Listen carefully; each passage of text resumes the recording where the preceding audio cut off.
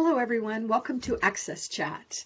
Today, we are being joined by one of my good friends and a friend to all of us in the disability community. And Neil is not joining us. He might join us late, but we do have Antonio here. So welcome, everyone, to AXSChat. Alejandro is joining us today, and he's going to tell us a little bit more about the work he's doing. So, Alejandro, why don't you start and tell us a little bit about your background and the work you're doing, and then let's start talking about what you're doing to really make a difference for people with disabilities. So thank you for joining us. Well, thank you very much for the invitation, and I'm very glad to be here with you. And well, basically, my name is Alejandro Moledo, and I work as a policy coordinator at the European Disability Forum. And the European Disability Forum, EDF, is the umbrella organization that represents persons with disabilities before the European Union institutions. So basically, we are a platform that brings together all those organizations of persons with disabilities at European level, such as the European Blind Union, the European Union of the Deaf, Autism Europe, Inclusion Europe, representing people with intellectual disabilities, and also those organizations at national level in each member state that also represent cross-cutting disability perspectives. So we are mainly an advocacy organization towards the institutions of the EU. And for the past 5 years, I've been working and responsible for the work of EDF concerning access to new technologies, so basically accessibility to the ICT, information and communication technologies. And it's been an amazing experience for me, which I'm really happy to continue now in a new position as coordinator, focusing also on other topics as well, on political participation and our overall advocacy towards the European Parliament. And as I was saying, it has been really amazing because in the past 5 years, I was lucky to witness the great progress that the EU has achieved with regards to the legal framework, the laws concerning e-accessibility. We have seen the well, we can talk about them. Important milestones with regards to web accessibility, the first directive on accessibility for the websites and mobile applications of public sector bodies. We've seen the revision of important legislation with regards to audiovisual and audiovisual media services and telecommunications, and we've seen the recent adoption of the European Accessibility Act, which has been one of the main flagship initiatives and campaigns from the European disability movement, calling for a legislation on accessibility for products and services, which ended up being a very good legislation that has a very strong component on ICT that we can talk about, and unfortunately it fell short on important aspects with regards to transport, with regards to the access to the built environment. So it has also its shortcomings, but all in all, this has been an achievement that we hope it will have an impact in the everyday lives of persons with disabilities. So finally, Europe catch up with the US on the accessibility domain, let's say. So, Alessandro, over the last couple of years, there have been a lot of discussions about the European digital single market. Do you see the same level of energy of creating a space in Europe where people with disabilities are getting the same attention in relation to how they can be, looked from a service perspective? Do you see that happening? Well, I see that the EU, the European Union. We can talk about general politics, but we see that now the EU is in a moment of, let's say, crisis. I would say internal crisis on how to move forward. So we also felt in the discussions on the policies with regards to persons with disabilities, this kind of different position with regards of what the EU as a whole, as a regional organization, which by the way has ratified, is the regional organization that has ratified the UN Convention on the Rights of Persons with Disabilities and all its member states as well, finally. So we've seen also in our domain this kind of trends towards more integration, towards just legislate the internal market, towards being a more social Europe, towards being a more human rights-based Europe. So all these conflicting trends or positions, we also felt them in our discussions, even though there is a common agreement to advance the rights of persons with disabilities. The way to achieve this objective is very different depending on which stakeholder or which policymaker you are talking to.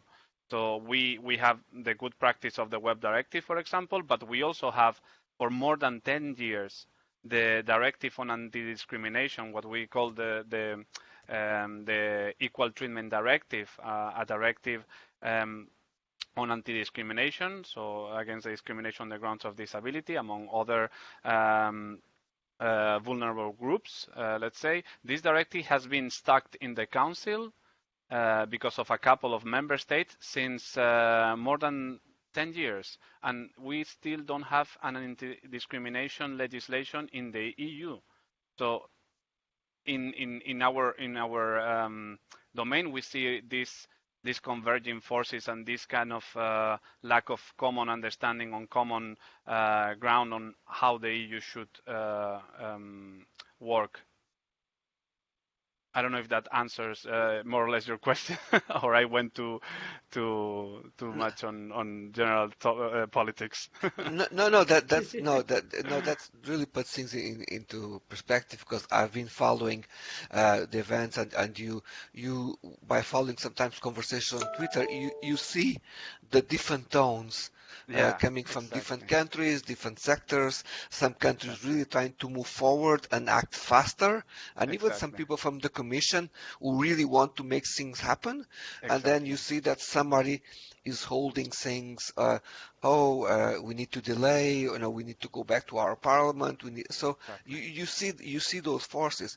But I think it will be looked to observe how, even if we don't really have this kind of a general agreement across the European countries, what countries are already decided to move forward in their own, at the national level, and might not be waiting for this to happen. They may decide, okay, we are basically stopped here, but we might be able to do something by ourselves. So in the past, we had people from the government from Norway here on AXSChat, where they were explaining us how they engage with business in order to find ways where business are understanding the needs of people with disabilities, how the websites are accessible, how they educate somehow the community on that. We had Susanna Lorin from Funka, from Stockholm. So we see that some countries are somehow doing their own effort in order to. So I think what probably we need to talk more about the countries that are doing this right. Yeah, totally. I mean, and it's one of our mission at EDF is to facilitate this conversation and this exchange of best practice. So we also work a lot on building the capacity of our members, so on the different organizations of persons with disabilities across Europe. So we also work on this exchange of knowledge and exchange of know-how. On what a country, like you mentioned, Norway is a very good example. I would also say that my home country, Spain, is also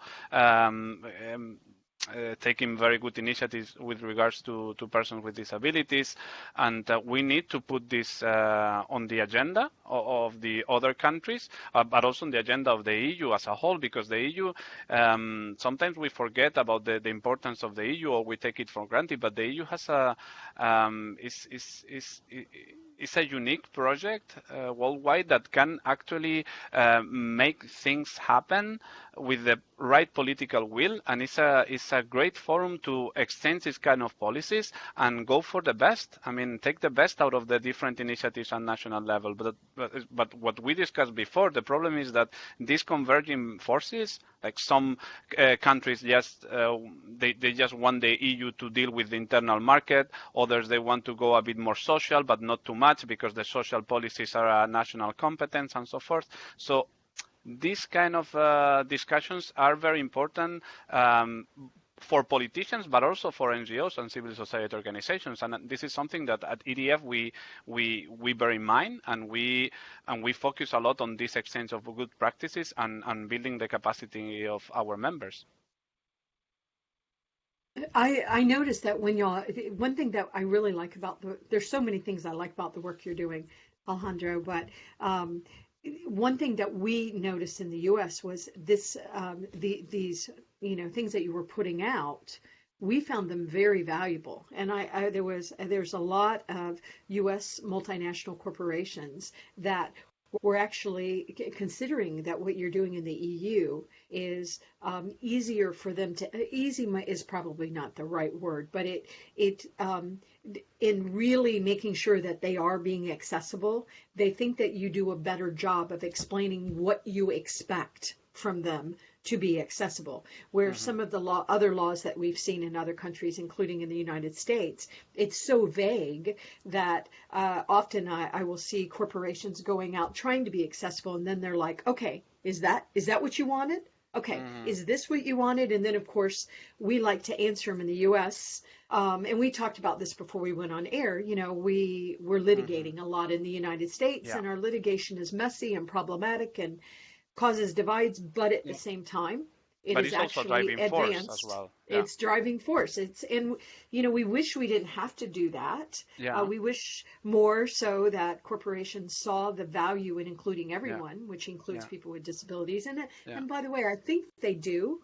But I've also heard there was a very large corporation in the United States that said that has been working on accessibility for years. And they said, we do not think that the accessibility community is able to really help us because, yes, you have your standards and you tell us to do all this stuff, but actually applying this to a multi-billion-dollar corporation with all these moving parts and all these, M&A activities and everything that's happening, they said it's not always very practical. And I've also seen some organizations, some corporations, small accessibility corporations in the U.S. sending out blogs saying, who are you going to call if somebody comes suing you? Well, just have your lawyers call us. And so some corporations are not feeling that they are getting the support they need to truly be accessible. And I'm sure that's happening all over the world. So I think it's why the work that you're doing and what we're doing here at AXSChat, continuing to turn up the volume on these conversations, I think it is more critical than ever because I believe corporations want to do this, and I understand that's a stretch because some of them want to do it because they don't want to get sued. Some of them want to do it, they know it's the right thing, but there's a lot of confusion about how do we actually do this and what does this mean and how does this tie with all of the technology disruptions that's happening. And that's why I think the work that you are doing is so important, because I know every time the EU does something or the UK is doing something, we're watching and we're trying to figure out how can we use that to help these corporations and other entities be more successful with disability inclusion. And one more comment. I know that we have disability indexes and stuff in the United States, which is a really good effort, but often accessibility is being left out of those indexes. And I'm sorry, you can't have true disability inclusion if your HR processes aren't accessible or your website or anything else. So you cannot leave accessibility out of these conversations and inclusive design and all that. So I think, once again, that's another really good reason why the work you're doing is so important. Yeah. Well, I mean, you touched upon many topics that I want to react, but let's start with the. I mean, you say that strategic litigation is a driving force. We know that, and actually sometimes I can confess that I wish we could have some more strategic litigation in Europe, because sometimes we lack that kind of proactive reaction to when there is an infringement of the legislation, and that brings me to what you mentioned at the beginning, that sometimes it's not clear what accessibility means, because accessibility is a vague term, and sometimes that's the case, and we should acknowledge in the disability community that accessibility is not a black-white issue. We know that there is a huge range of grays in between, and therefore there are many different levels of accessibility that you can require in a legislation. I'm talking just about the legislation at the moment. Therefore, you should be clear on what accessibility means when you require accessibility. And we've seen, for instance, in the use of the EU funds, when there is programs that are funded by the European Union, there is an obligation, an ex-ante obligation to make sure that those funds are funding, accessibility or accessible products, services, infrastructures, built environment, and so forth.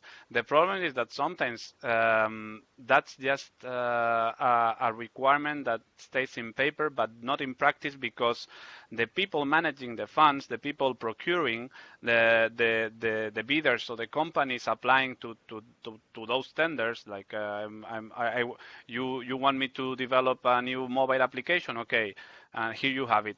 But those that apply to those contracts and need to make them accessible, sometimes they don't know, because the procurers don't know either what accessibility means, and that's why it's very important. And I think that's one of the really good practice from the US with regards to accessibility legislation, to set out like really clear accessibility requirements in the legislation, which are then further detailed in a standard, in accessibility standard, which is in the end a technical document that the companies are using to develop their products, their services, their infrastructure, and so forth.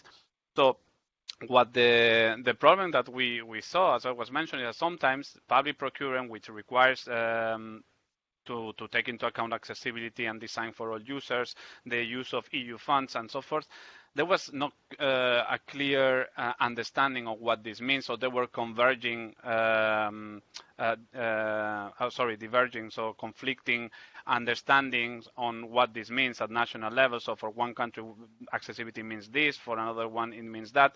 But something very positive of the EU is that they can approximate those laws, those understandings, and have a common approach to accessibility and what it means, at least to a certain level, to a minimum level. And this is what the Accessibility Act, the recently adopted Accessibility Act, is aiming at, is setting out very clear accessibility, functional accessibility requirements for a set of products and services, which are mandatory for public procurement as well. So when a public authority will procure a ticketing machine, for example, they will know that these are the accessibility requirements that they need to ensure in their technical specifications. And then from these requirements, we will have standards, which are these technical documents that the companies will use.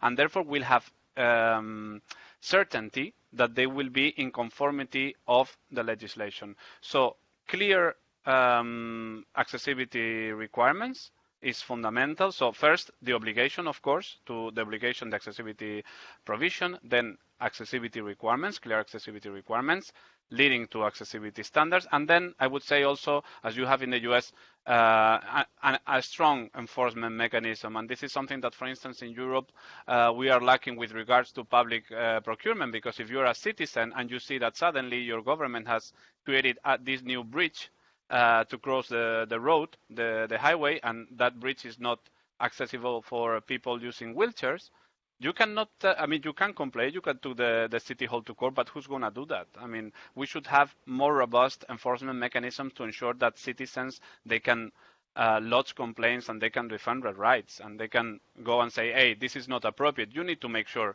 that the obligation is actually fulfilled.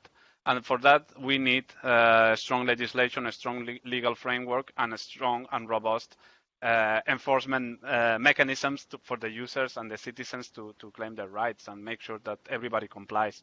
So we are I would say that in Europe we are still lagging behind with compared to the US still, but I mean now there is a chance that in the coming years we can finally catch up. No, here in Cork, we have two projects. One is called Cork Healthy Cities, and the other is the Cork, the Irish Participation Network, that is represents the areas like social inclusion within local government. So, and in the I became a member of that in the last 2 years, and we started to bring the conversation about accessibility. The conversation on inclusion was already part of it, but we started to launch conversations about accessibility requirements in the project that we have been developing. So what the groups do is advising on policy, and we are slowly starting to embed requirements to have discussions about accessibility in everything that we do. So this was something that was not there, but what I found is people were just not doing it because they were not aware, not because they didn't want to do it. So we have built that, and we are trying to find ways that local government understand the needs, because we have seen people talking about smart city projects. Oh, we are going to make this city a smart city, but what does that mean?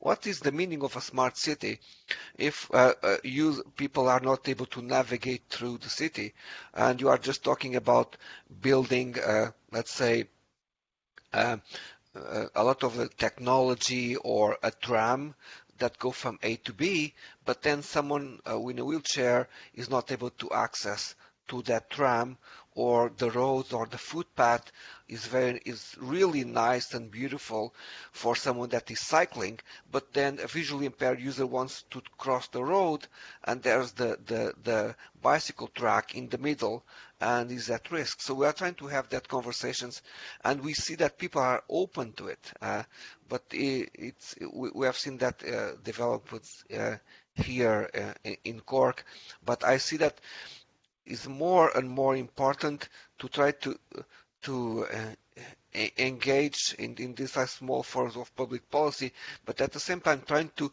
you mentioned at the beginning of the forum that you are representing different groups within Europe, and what I found here in Cork is we need to find ways to bring the different groups of people with disabilities to us, because they are somehow separate, no? And it has been difficult for us to find sometimes a group locally that would operate like EDF, that we can talk with them and then they can reach out their different communities. That has been our challenge. I mean, the meaningful participation of persons with disabilities, of the great extent possible, and as many people as possible, as diverse as possible, is crucial, is fundamental. Otherwise, that's how you achieve actually a design for all approach, and that's why it's very important. And sorry to go back to my previous response, it's very important to establish this minimum level of accessibility based on a set of accessibility requirements, but then, and this is when it comes to your example, it's very important as well to build on top of those. So the legislation can give you like the minimum, let's say, the adequate level that everybody should ensure, but then on top of that, in addition to that, we need to take into account the environment, the context of use, because maybe Cork, where you live, is not the same. I'm sure it's not the same as my hometown in Spain, or Oslo in Norway. So we need to take into account those aspects as well. Therefore, having a legal framework that can help us all to ensure a minimum level doesn't mean that with that we are done. No. We need also best practices, and we need to go beyond, and we need to bring people, bring different disability groups, organizations of older people, as many. I mean, in the end, it's all about embracing human diversity and make our societies inclusive to all. So that can only be achieved through meaningful involvement of everybody. I agree. No, I agree. something that we decide to do in this in these groups is in the past the meetings, they used to be hosted in the central place like the city council, and everything happened in there, and we decided to move the events to to host in different organizations within the city. So the last meeting that we had happened at an organization that supports training for people with learning disabilities. So this allow all the members of the group to go there. We host the meeting there and allow them to know more about that organization. We did a meeting about last year on a group that works with sexual harassment. So we are somehow decided to instead of being a centralized meeting in one place, to go around the city to allow the members to know the different organizations, and also signaling to those organizations that we have an interest on listening to them. So we shifted that a little bit to also to put us a little bit out of our own comfort zones. That's very important. And I would also say another thing that you talked about, Alejandro, when you're talking about the procurement aspect of it, that's something that we think is so critical. And I know that I was working on that years ago with the U.S. government, and we have something called a GSA schedule that technology providers join so that it's easy for the U.S. government to buy technology products for them. But we found that very few of those providers were actually, thinking about our Section 508, which is accessibility. And so I know that James Thurston with G3 ICT and Susan Scott Parker with BDI have both been making a lot of efforts together, and I think a little together as well, on the procurement aspect, because if we can solve accessibility at the procurement level, we're going to solve a lot of problems. And I was saying to the U.S., I said the U.S. government years ago that you actually take some of the burden from the government and place it on the providers by making sure that language is in there. Because if you have across the board the expectation that everybody has to comply with our laws, Section 508 of the Rehabilitation Act, which says everything ICT has to be accessible, then you're sort of taking care of it at that point, and then the grassroots efforts that Antonio is talking about that they're doing in Cork. I think it's all of these moving parts, and I agree with what you're saying too, Alejandro. It's very messy here in the United States, and it's very, combative. But at the same time, if we didn't have what we call the carrot and the stick approach, if we didn't have that stick, there's no way we would have made the progress that we've made in the United States. And we have so far to go, but it's almost like we've swung a little bit to a problematic area, in that our lawyers are very smart, and we appreciate that they hold entities accountable to follow our laws. We do appreciate that. We wouldn't have safety belts. We wouldn't have backup cameras, so we don't all accidentally back over our children. I mean, the lawyers play an important part, but we also saw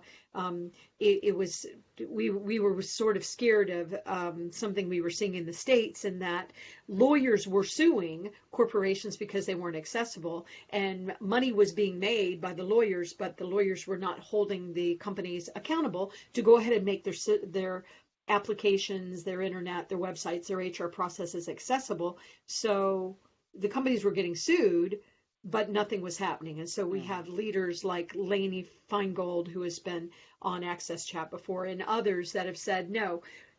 And Joe Manning, who is a lawyer that's very active in this, part of the litigation is that you must make whatever you're suing you about, it must be accessible. That's part of, yeah, you're going to pay a really, really big fine. And a lot of money, and the corporations don't want this to hit our press and us to talk about they're a bad corporation online, it's brand risk and all that stuff. But there's some hopeful things happening with our litigation, and that our lawyers are starting to now say, no, you actually have to fix this because, and by the way, and pay all this money too. So that there's hopeful signs, but I think it takes all of this. It takes the grassroots efforts. It takes, all of the countries deciding how to do it. It takes the CRPD. It's all of the moving parts. And then, of course, the leaders that are engaged in these conversations. And I know, Alejandro, you and I have known each other for years, and you have a wonderful career of really trying to make a difference in this space. So, thank you for your leadership, your ongoing leadership. Well, we do our best. We do our best. And I think it's a group effort. So and I think it's the push of the grassroots and the push of the disabled people organization, the push of so many different civil society organizations in these troubled times. I mean, it does make a difference, and now, I mean, we see also some pushback from other groups, and we need to stay firm and keep moving forwards, because I mean, otherwise we won't be realizing the motto of the disability movement: nothing about us without us. So we should be there, and we should be in the discussions that affect our lives in all these areas, and we should also embrace diversity ourselves and collaborate with other civil society organizations. We are doing that at EDF. The other day, for instance, we had a training to get to know ILGA Europe, which is the organization representing LGBTI issues, and we found that we had so many like challenges in common, and we found that we had so many like points in which we could collaborate. So it's very important also to open up to collaborate with others and build alliances, and also overseas, from Europe to the US, to the Pacific, to African countries, to Asia, to Latin America. I mean, in the end, this is all about us, and we need to be involved from the outset. And that brings me, if I may, to something that I wanted to share with you, because for the Global Awareness Accessibility Day, we at EDF will be launching this report that I'm showing. Is a report titled Plug and Pray, a disability perspective on artificial intelligence, automatic decision making, and emerging technologies. And I believe that this is an area in which we see that there is a huge impact for persons with disabilities, both on the side of like positive outcomes, but also on risks and concerns with regards to bias, discrimination, further barriers to access ICT, and so forth. And we thought that now that it seems like artificial intelligence and all these what we call emerging technologies are drawing so much attention for our tech companies and policymakers and so forth, it's very important that we get involved now as soon as possible, and we have our say, and we engage in meaningful conversation with everybody about this before it's too late, and then we need to go back and retrofit the thing, and it's more costly, and so it's a moment to start like talking about this and be involved. Agree. Yeah.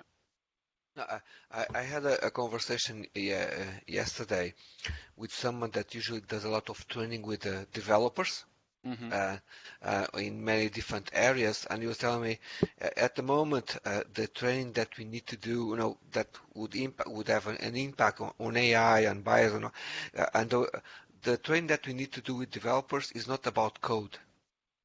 Okay, we need to change the way out they look to the environment around them about empathy. So you were telling me we don't really at the moment.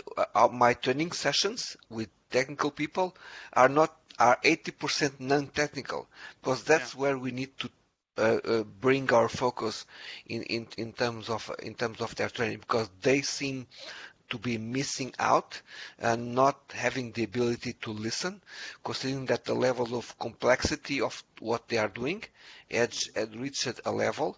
So we need to make sure that we fill in those gaps in order to avoid some risks that can have social impact.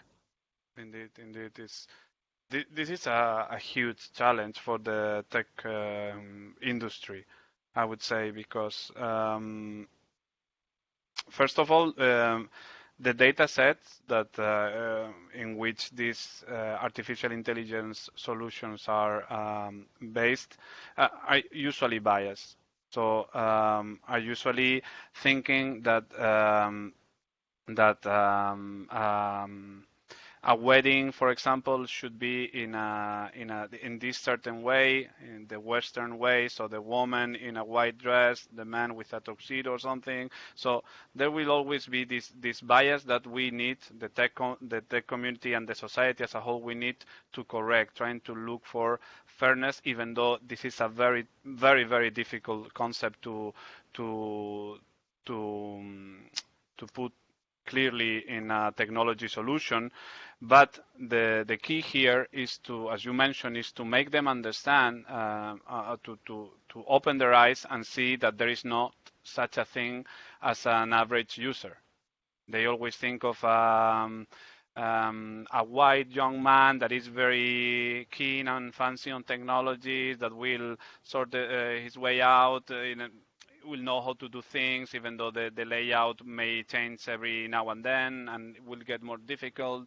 So we need to for the developers, we also need to be in contact with them, and we need to discuss with them, and we need to show them that the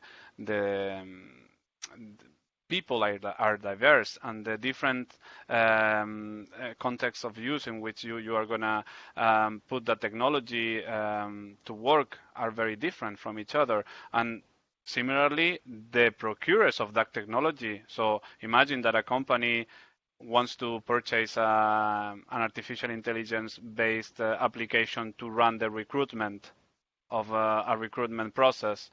So that company must make sure that the AI solution won't discriminate against people who are not tagged as the average or the kind of the average user or the average person that they have in mind. So the AI solution does not discriminate people who may be seen as different because of the biased data set.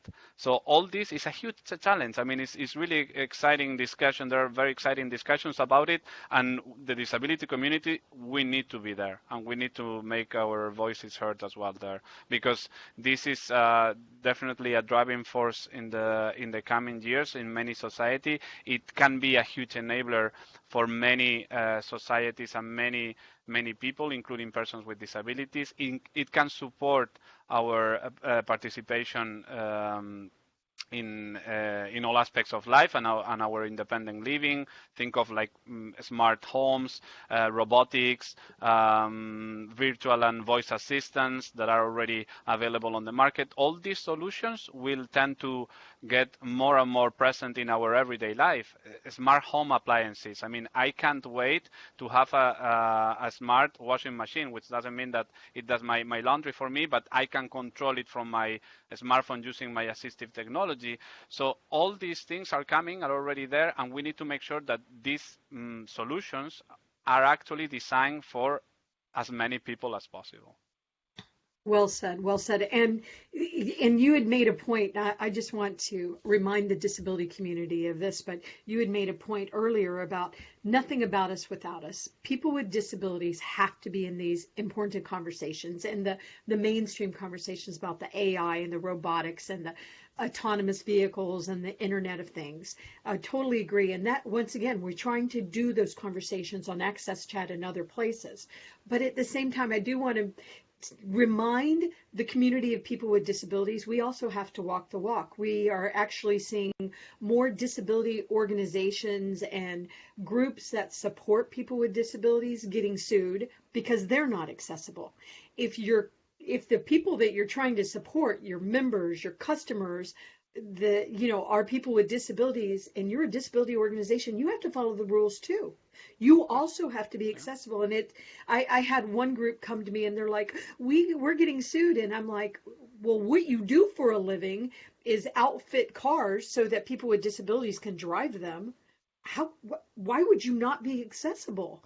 Of course, I didn't talk to them like that because we don't want to discourage them, but we also have to walk the walk within our own community, which is interesting. But Alejandro, I think we could talk to you for just days. We just appreciate everything you're doing, and we can't wait to see that report come out on GAD. So happy Global Accessibility Awareness Day that's coming up on May 16th. But we want to take the time to thank Barclays Access, MicroLink, MyClearText for all of the ongoing support that they do with AXSChat. Antonio, I don't know if you wanted to make a final comment. I can turn it over to you. I can see you look eager to say something, and I want to make sure. No. I was just keeping myself reminded to say thank you to them, just in case you weren't. No, we're excited about GAD. We're so excited about it. And we've had the founders on before talking about it, but we all need to celebrate GAD. And I'm really glad you're putting out that report. But even little things like, and I don't want to be the mother of the group nagging, but we'll see, wonderful, reports come out, and oftentimes they're not accessible. It's like, so we also have to walk the walk, we as the community, and it's surprising. We even produced it also in easy to read as well. Oh, good. Yes. So, it's like we hear people whining about captioning videos. It's so hard. I don't care if it's hard. We all have to walk the walk to show everybody else, this is the way we lead. We include everybody. I don't care if it's an extra hassle. Do it. And it's becoming easier and easier to do well. But that's what we're trying to do. So we really, really appreciate your leadership and everything you're doing, and I'm looking forward to getting that report. So thank you for being on AXSChat today. Thank you for the invitation.